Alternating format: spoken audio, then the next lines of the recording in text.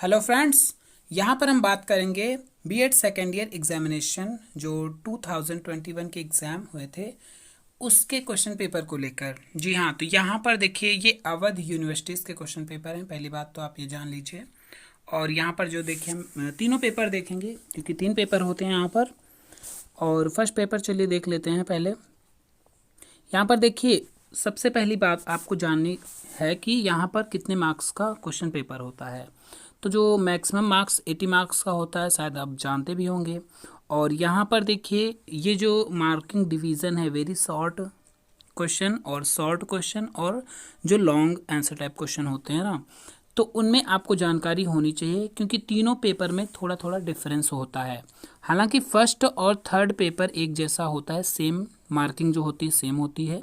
Second paper थोड़ा सा अलग टाइप में होता है, तो ये ध्यान रखना बहुत ज़रूरी है। ठीक, तो यहाँ पर देखिए 10 वेरी शॉर्ट क्वेश्चन है। कौन कौन से पूछे गए हैं 2021 में। शैक्षिक प्रशासन को परिभाषित करना है, एक क्वेश्चन तो शैक्षिक प्रशासन से आता ही है। फिर यहाँ पर सेकंड नंबर है शैक्षिक प्रबंधन का महत्व क्या है। शैक्षिक प्रबंधन का महत्व, संतुलित आहार की परिभाषा पूछी गई है। और योग का महत्व क्या है। फिर स्वच्छता क्या है। फिर नेक्स्ट है संक्रामक रोग का अर्थ। फिर नेक्स्ट है शिक्षा मंत्रालय के कार्य क्या है। समय सारणी का महत्व लिखना है। ठीक, फिर है आपका 9 नंबर क्वेश्चन पर्यावरणीय शिक्षा की अवधारणा। तो नेक्स्ट है 10 नंबर एक अच्छे पर्यवेक्षक के गुण। तो 10 वेरी शॉर्ट क्वेश्चन आते हैं, एक नंबर के लिखने होते हैं, मतलब एक नंबर के होते हैं और इनका आंसर 50 वर्ड्स में लिखना होता है। ठीक, तो यहाँ पर सेक्शन बी की अगर हम बात करेंगे जो खंड ब है, तो यहाँ पर देखिए 8 मल्टीप्लाई बाई 5 मतलब 5 क्वेश्चन आपको करने हैं 8 मार्क्स के। ठीक, तो यहाँ पर जो भी फ्यूचर में मतलब बीएड का एग्ज़ाम देंगे अवध यूनिवर्सिटी से, उनके लिए ये वीडियो है। ठीक, तो कभी भी आप एग्ज़ाम दे रहे हैं और कॉपी का कोई डाउट है लिखने का, वो आप देख सकते हैं कैसे कॉपी लिखनी है, कितने पेज का कौन सा क्वेश्चन लिखना है। ठीक, अच्छे से टाइम कैसे मैनेज करना है, सब वीडियो की लिंक जो है डिस्क्रिप्शन बॉक्स में आप देख सकते हैं।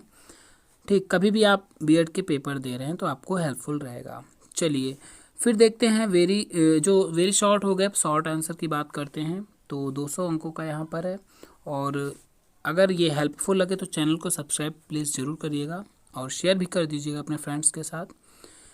फिर है नेक्स्ट देखिए यहाँ पर अथवा करके दिए होते हैं 2 क्वेश्चन। शैक्षिक प्रशासन के क्षेत्र है ना, describe the scope of educational administration. फिर नेक्स्ट है नंबर 2 स्थानीय स्तर पर शैक्षिक प्रबंधन की भूमिका। ये काफ़ी इंपॉर्टेंट क्वेश्चन रहता है और बहुत ही इंपॉर्टेंट इस यूनिट में है। ठीक, शैक्षिक प्रशासन के क्षेत्र और स्थानीय स्तर पर दोनों इंपॉर्टेंट है, रिपीटेड क्वेश्चन है, इन दोनों में से एक करना है। फिर यहाँ पर विद्यालय बजट क्या है, बजट पूछा जाता है शॉर्ट या लॉन्ग में।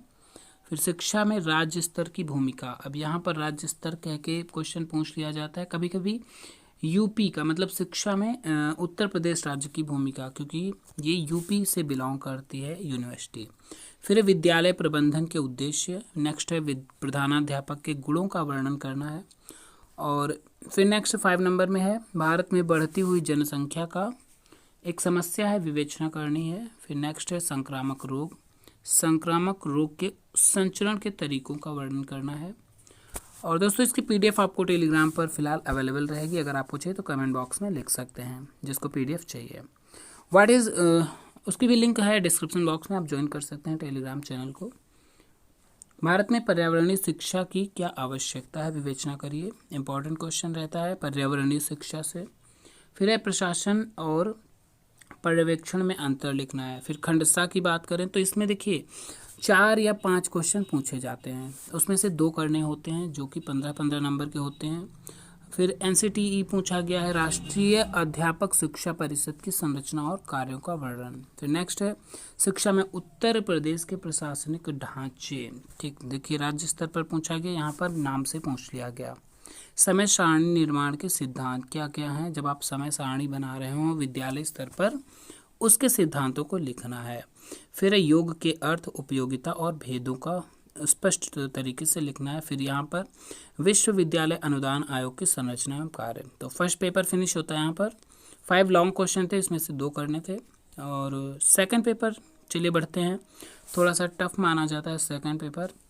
क्योंकि इसमें थोड़ा सा मैथमेटिकल बेस्ड क्वेश्चन आते हैं। देखिए यहाँ पर अतिलघुत्तरीय प्रश्न की बात करें तो यहाँ पर देखिए चेंजेस क्या हुआ है। अगर हम 2020 मतलब आपको देखिए प्रीवियस ईयर के आपके 5 ईयर के क्वेश्चन पेपर सभी मिल जाएंगे, ठीक। तो 2020 का भी आप पीछे देख सकते हैं, है ना। 2021 का तो ये है ही।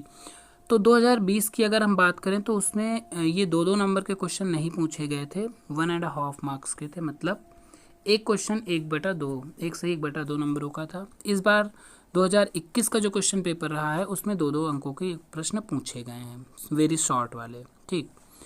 तो जबकि उत्तर यहाँ पर देखिए 50 शब्दों में ही लिखना होता है, ठीक। तो ये चीज़ गौर करने वाली बात है यहाँ पर। चलिए आगे देखेंगे परीक्षण योजना क्या है। तो परीक्षण योजना की अगर हम बात करते हैं, है ना, तो ये क्वेश्चन पूछा गया है। फिर आलेखीय निरूपण की उपयोगिता। एक चीज़ आपको हम दिखाना चाहेंगे, देखिए फर्स्ट पेपर में जो आपका आंसर लिखना था यहाँ पर देखिए 1-1 नंबरों का था। चलिए सेकंड पेपर में भी सेम यही कंडीशन है। तो क्वेश्चन आगे देखते हैं। पीडीएफ आपको मिल जाएगी, टेलीग्राम पर ज्वाइन करके वहाँ से डाउनलोड कर सकते हैं। आलेखीय निरूपण की उपयोगिता। फिर अधिक्षमता के विषय में बताइए, स्टेट द एप्टीट्यूड। फिर शिक्षा में सांख्यिकी की भूमिका, सांख्यिकी जो कि काफ़ी इंपॉर्टेंट रहता है यूनिट, और काफ़ी ज़्यादा क्वेश्चन इससे पूछे जाते हैं। सहसंबंध, कोरिलेशन, ये भी इंपॉर्टेंट है। क्रियात्मक अनुसंधान को मोस्ट इंपॉर्टेंट कहेंगे इस पेपर के लिए, ठीक। फिर नेक्स्ट है निष्पत्ति परीक्षण की परिभाषा, आकलन को परिभाषित करना है। अधिगम सुधार में पृष्ठपोषण मतलब फीडबैक जो है उसका जो है इम्प्रूविंग लर्निंग मतलब उसमें बताना होता है। व्हाट इज स्टैटिस्टिक्स, यहाँ पर सांख्यिकी क्या है। देखिए 2 शॉर्ट क्वेश्चन पूछे गए हैं सांख्यिकी के। फिर अगर हम बात करें यहाँ पर उन्हीं नंबरों को कवर करने के लिए देखिए 6-6 नंबरों के क्वेश्चन पूछे गए हैं, जबकि पिछले प्रश्न पत्र में 8-8 नंबर के क्वेश्चन ये थे, है ना। तो ये यहाँ पर ध्यान ये देने योग्य बात है। क्रियात्मक अनुसंधान से क्या अभिप्राय है। फिर है आवृत्ति वितरण के सोपान। वार्षिक परीक्षा प्रणाली की अच्छाइयों एवं कमियों का वर्णन करना है। परीक्षण निर्माण के सामान्य सिद्धांत। फिर क्रियात्मक अनुसंधान के सोपान क्या हैं, और फिर यहाँ पर सांख्यिकी की विशेषताएं। नेक्स्ट है चतुर्थांश विचलन, ये यहाँ पर इसका वर्णन करना है। केंद्रीय प्रवृत्ति का महत्व। फिर निबंधात्मक परीक्षण एवं मुख्य विशेषताएं उसकी। फिर यहाँ पर देखिए समांतर माध्य की मतलब मध्यमान की गणना करनी है। देखिए ये क्वेश्चन यहाँ पर फिलहाल यहाँ पर जिसका भी पेपर है इसने सॉल्व किया है तो आपको क्वेश्चन मिलेगा। देखिए 6 नंबर का क्वेश्चन है और ज़्यादा कुछ नहीं किया गया है। वर्ग अंतराल दिया होता है। अगर आपने पहले से सांख्यिकी पढ़ रखी है, समांतर माध्य, माध्यिका, बहुलक, ये तीनों चीज़ें ज्ञात करनी आती हैं तो एक क्वेश्चन तो आपका फिक्स है, इसमें से आना ही है। और कभी कभी वेरी लॉन्ग जो लॉन्ग क्वेश्चन होते हैं ना उसमें भी सहसंबंध निकालने के लिए पूछा जाता है, तो वो भी काफ़ी इंपॉर्टेंट रहता है। फिलहाल वो कभी कभी पूछा जाता है, किसी वर्ष पूछा जाता है, किसी वर्ष नहीं, ठीक। फिलहाल एक क्वेश्चन तो मैथ का 100% ही आता है। चलिए नेक्स्ट यहाँ पर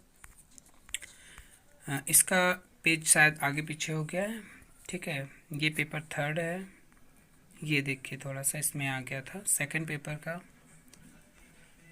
क्रियात्मक अनुसंधान है ना, वेरी लॉन्ग, और फिर यहाँ पर प्रयोगात्मक प्रारूप की परिभाषा।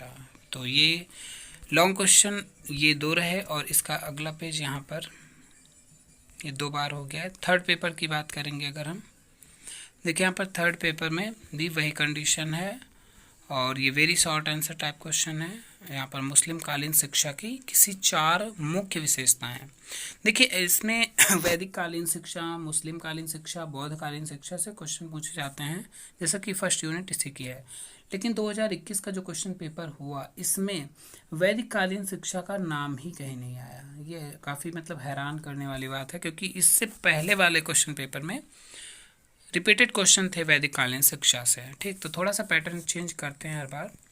तो मुस्लिम कालीन शिक्षा के किन्हीं 4 विशेषताएं। अब देखिए यहाँ पर 1-1 नंबर के हैं, लेकिन कितना सॉलिड तरीके से क्वेश्चन पूछे गए हैं। उनका घोषणा पत्र किस वर्ष में आया, काफ़ी इंपॉर्टेंट रहता है। भारत में मध्यकालीन शिक्षा की 4 प्रमुख समस्याएं, लेकिन ये शांति शिक्षा से आप क्या तात्पर्य है। फिर नेक्स्ट है शिक्षा का अधिकार अधिनियम, इसका प्रादुर्भाव के साथ इसकी तिथि कब लागू हुई थी, हमें ये पूछा गया है। फिर भारतीय संविधान के अनुच्छेद 45 मतलब अनुच्छेद 45 के प्रावधानों का उल्लेख करना था। समावेशी शिक्षा के 4 उद्देश्य का उल्लेख करना था। ठीक है, भारत की प्राथमिक शिक्षा में गोखले बिल के योगदान, ये भी पूछा जाता है, गोखले बिल।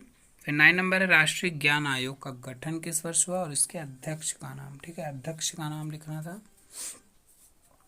नेक्स्ट है प्राथमिक शिक्षा के सार्वभौमिकरण है तो किस वर्ष एवं कौन सा अभियान प्रारंभ किया गया।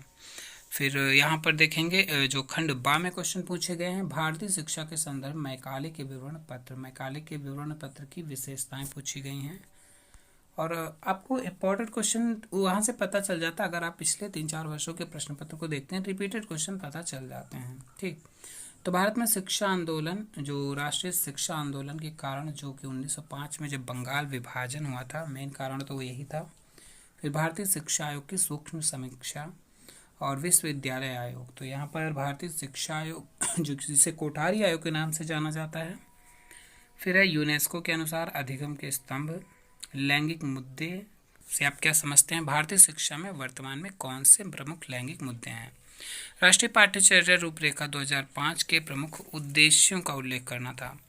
फिर यहाँ पर देखिए राष्ट्रीय माध्यमिक शिक्षा अभियान के उद्देश्यों का उल्लेख पूछा गया है, एनसीईआरटी की भूमिका, फिर एनसीटीई की भूमिका। फिर नेक्स्ट यहाँ पर देखिए वेरी लॉन्ग में जो होते हैं बौद्धकालीन शिक्षा के उद्देश्य और आदर्श, फिर वर्तमान परिप्रेक्ष्य में इसकी प्रासंगिकता का वर्णन। अब ये क्वेश्चन यहाँ पर काफ़ी इंपॉर्टेंट रहता है, इतना। ठीक, बाकी आदर्श तो सभी के इंपॉर्टेंट है, चाहे वो वैदिक कालीन हो चाहे वो बौद्धकालीन शिक्षा हो।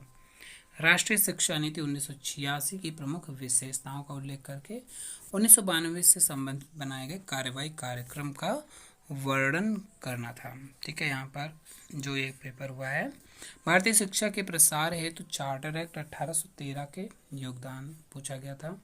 फिर नेक्स्ट यहाँ पर इसमें से देखिए एक क्वेश्चन इस तरीके से आता है कि उसमें 4 शॉर्ट क्वेश्चन तरीके से दिए होते हैं और उन पर टिप्पणी लिखनी होती है, तो इस चारों में से 2 करने होते हैं। ये हर बार ऐसा पैटर्न पूछा जाता है। ठीक, तो जो दोस्तों यहाँ पर वीडियो कैसा लगा हो कमेंट बॉक्स में ज़रूर बताएं। हेल्पफुल लगा हो तो चैनल को सब्सक्राइब करें, वीडियो को लाइक करके शेयर कर दें। धन्यवाद।